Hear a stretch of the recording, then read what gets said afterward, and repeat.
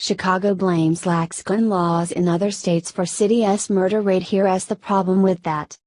Chicago has long been touted as a city with some of the nation's heaviest gun violence, yet many have been left to question how a city which ranks 8th in gun laws could have such a high crime rate.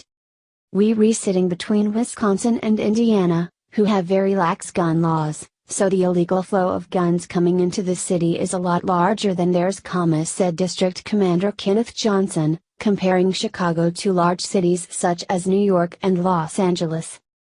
That just means we have more illegal guns on our streets, he said, suggesting Chicago itself has been placed at a disadvantage because of it. But some like Craig Futterman, a law professor at the University of Chicago, suggest the problem is not necessarily an argument between lax gun laws or stricter ones, but with neighborhoods from lack of trust in authorities to economic failings that add to the data. The biggest thing that they can do now would be improving accountability, transparency and honesty, and do the kinds of things necessary to build trust, he said, admitting that authorities can't solve every problem faced by Chicago residents. The biggest things that I've seen in my work that drive violence in Chicago are the absence of hope, opportunity, jobs and the lack of police accountability, Futterman said. Jobs, hope and opportunity are not within the control of the police department.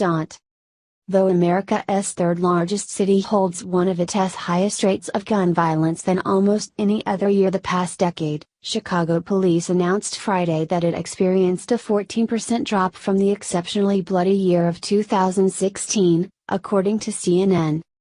Eddie Johnson, the Chicago Police Department superintendent, added that his officers know there is more work to be done, suggesting that numerous strategies and staffing investments are continuing to reduce violence many neighborhoods experience.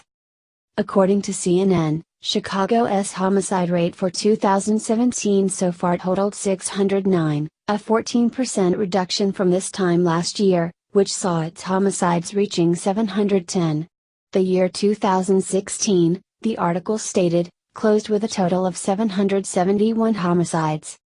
Johnson continued to shine a light on the statistics that suggested improved measures for curbing crime in the city, with 703 fewer shootings reported to police, a 21% decline, and 798 fewer shooting victims altogether, which is a 20% decline from this point last year.